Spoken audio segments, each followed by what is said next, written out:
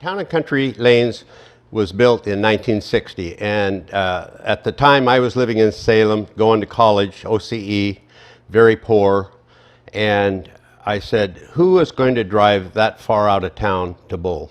That was I didn't have a car. So then 1960 they opened, and I ended up bowling in the National Bowling League, which lasted 1 year. So that was in 1961. And when that folded, I came home and went to work at Town and Country Lanes in 1962 for Marvin Marie Zink. For who? Marvin Marie Zink. And I might add, Marv and Marie Zink were my grandmother's.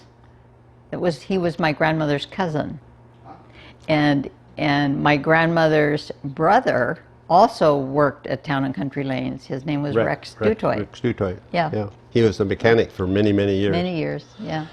What was So- your first job there at the bowling alley? I was on promoting more, and I ran the desk, and well, you did about everything. You had to know how to fix the back end, trouble calls, and you had to do about everything. Also, I would also back then you oiled the lanes it was like a bug machine. You sprayed oil on the lanes, and then you had a buffer and you buffed the lanes. It took you about probably an hour and a half to oil and buff the lanes. Now we have a lane machine that oil and buffs them with the press of the button. So things have changed tremendously. So it was in 1967. I'm working at Town and Country Lanes at the desk, and I see this good-looking girl bowling, and which ended up being my wife. And we married in 1966. And Marvin Marie one day came up to me and said, "Don, how would you like to buy the bowling lane?" And it scared me to death. And I didn't have the confidence to do it myself, and I called up my friend Tony Battone, who'd been in management, had been managing bowling lanes, and he was in Sylvan at the time, and he became my partner, and we were partners for 25 years. We paid $150,000 for the business. We didn't own the building and property. Who owned that? It was a Smith. I don't remember Anyway, probably the biggest thing that has kept Town and Country Lanes going was we had a lawyer that wrote up a contract when we offered to buy the building and property from Mrs. Smith, and in that contract there was a one-word sentence in there that said option to buy at $200,000. And that was in 1967. In 1975, we took the option and bought the bowling lane. Bought the property. We bought the building and property at that time. League bowling was very, very good at that time. Very popular. Very, very popular league bowling then. Now it's more open play, parties, groups, not as much league. It hasn't been what I would call a real money stream over some of the years. It's been pretty difficult. We were one of the few bowling lanes in the state. In fact, there was only 2 in the state that didn't have the lottery at the time. I didn't want it, and economically, I had to get it in several years ago. So we've had the lottery up till the new group has just taken it over. Now they've removed it. One time there were 6 bowling lanes in Salem. Now there are 3, and one of them is owned by a very large corporation that owns 350 bowling centers. So there's only 2 privately owned. Northgate and Town and Country Lanes are the only 2 privately owned. Well, I'm at that time, if I got on the mic back then, it scared me to death. Now I can get up and make a fool of myself. But I'm a people-oriented. I love people. I like to talk to people. I like to help people with their bowling. I've taught thousands of people to bowl, and I've never charged a dime. And I get great satisfaction out of helping someone and seeing him improve, you know, and seeing them start to roll the ball the way it should be rolled, rather than, you know, everybody, the biggest problem people have is they're so physical when they bowl, and just learning to let them relax and let the ball do the work rather than being so physical. But just the satisfaction of helping others get to learn the game. Yep. Yep. We have a good junior program.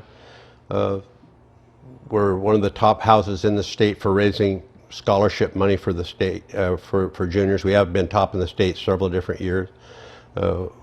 We raise money during the year selling 50-50 tickets, we call it. And we have over, I think, 22, 24 kids that have over $1,000 and several that have multiple thousands of dollars. Yeah. Towards their scholarship program through the And they through the never grant lose. stream. They never lose that money. That's theirs when they're through bowling. That's their money. If they, So, when they graduate, if they, whatever they want to go into any type of higher education, that money's available. If they don't use it within 2 years after they graduate, it goes back into the pool, and the other students get it. So, but that's been probably one of the things that's been the most rewarding here in the last years is our Turnaround Achievement Award program that we honor one student from every junior high and high school in the Salem Keizer area. Right now, I think 20 to 22 schools.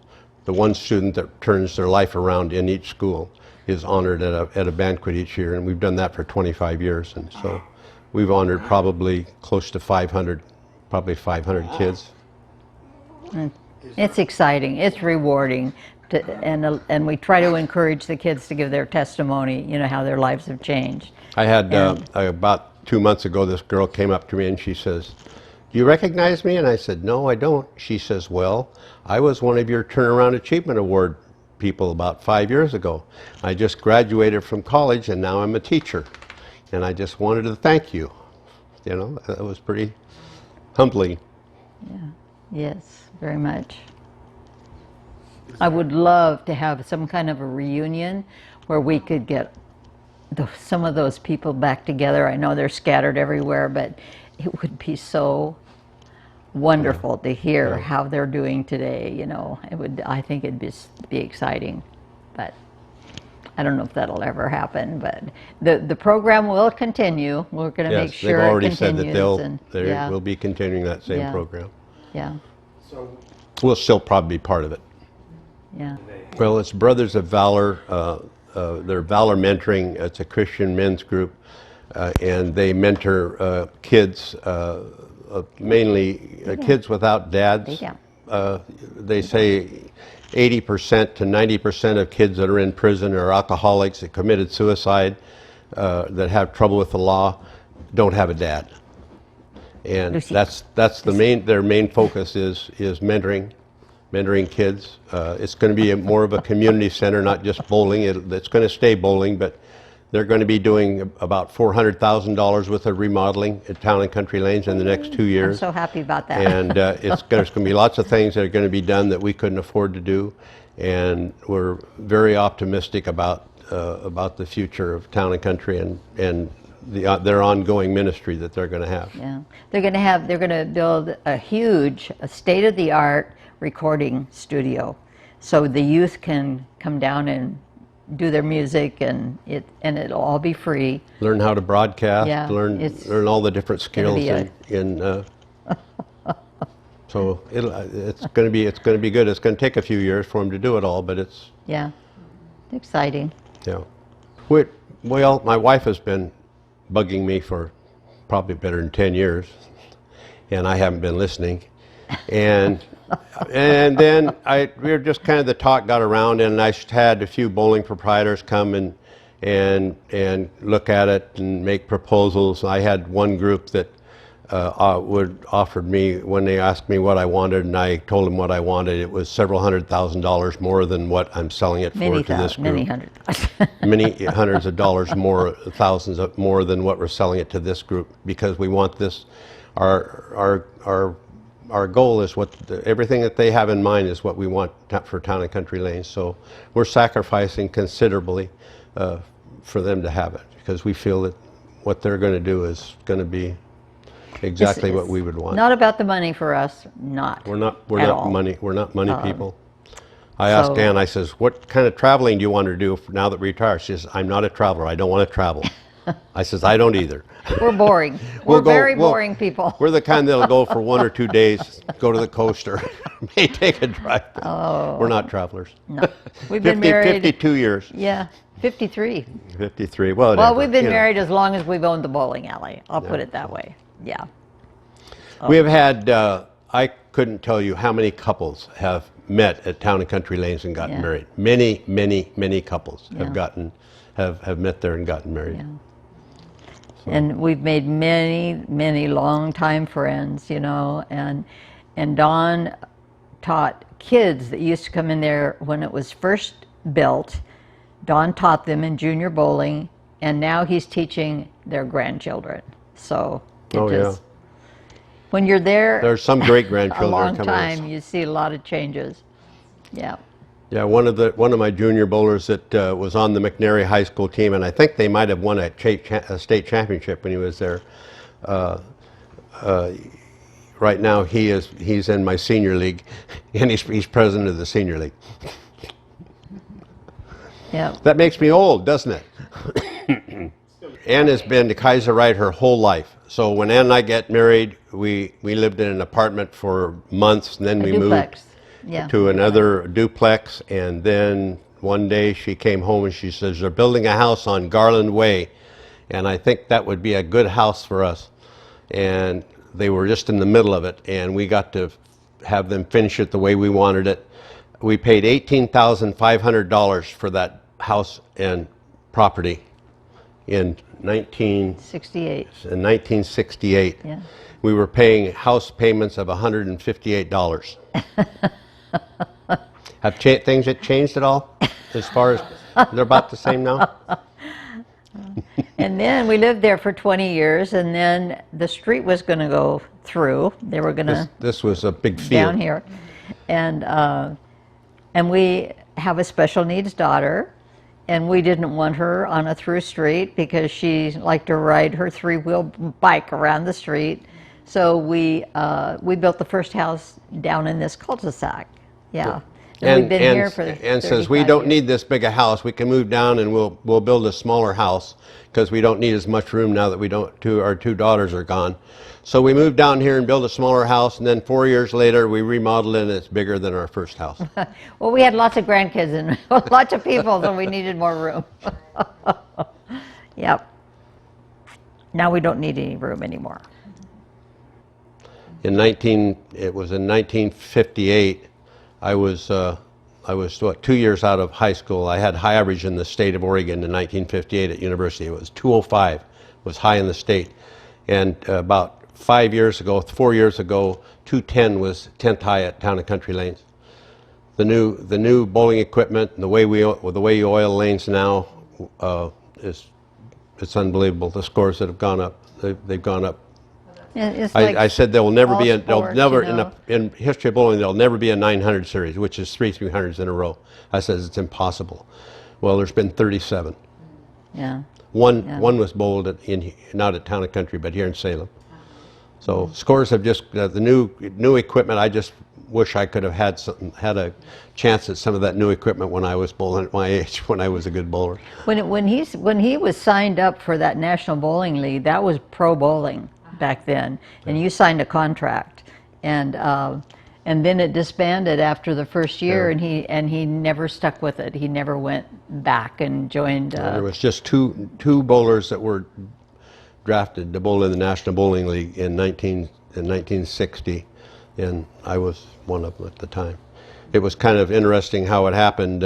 Dick Phipps, who owned Cherry City Bowl, had called them and say, "There's a young guy bowling on TV up in Portland, and he's really bowling good, and you ought to come back, and he might have the potential to be on your team." Well, I had shot a 650 one week and a 690 the next week, and so this guy comes down to watch me bowl, and I shot a 755 on TV, and that was what made me get drafted. And if he'd come the following week when I shot 587, I wouldn't have been bowling in the National Bowling League. The timing was... I ended up, my roommate in the National Bowling League was Billy Hardwick, and we were the first two that were let go because of financial problems, because we were the only two single guys. And the following year, he was Bull of the Year on the PBA, Yeah. and I was working at Town and Country. My great-grandparents came here in 1922, homes and had farms in Clear Lake, and those homes are still there. And in fact, Bouchers lived in the house that my grandfather built and my mother grew up in.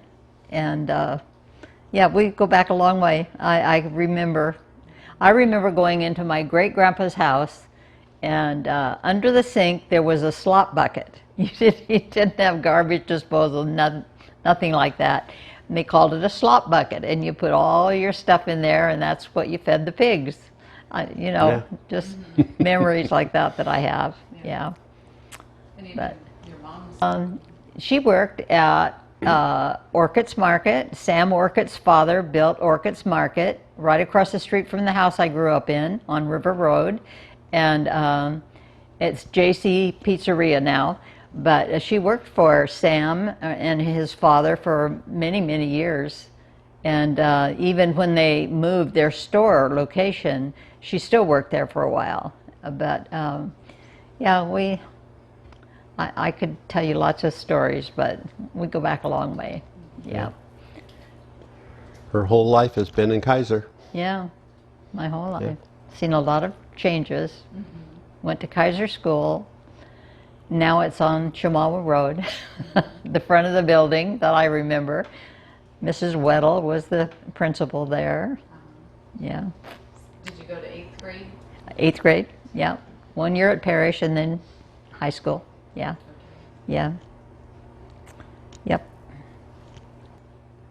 I can remember in the flood in 1946, all of Keizer was underwater, and I can remember my dad putting his hip boots on to go in the basement.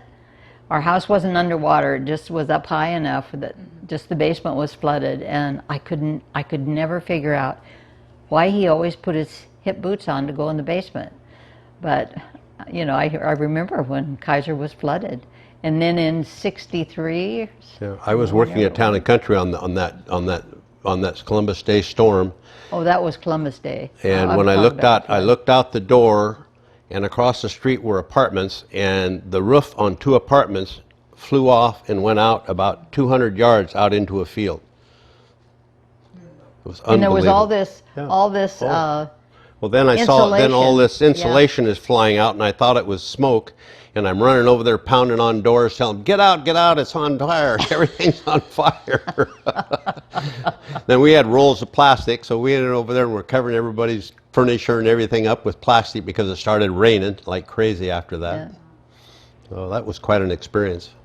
Not too long back, we had to abandon everybody in the north.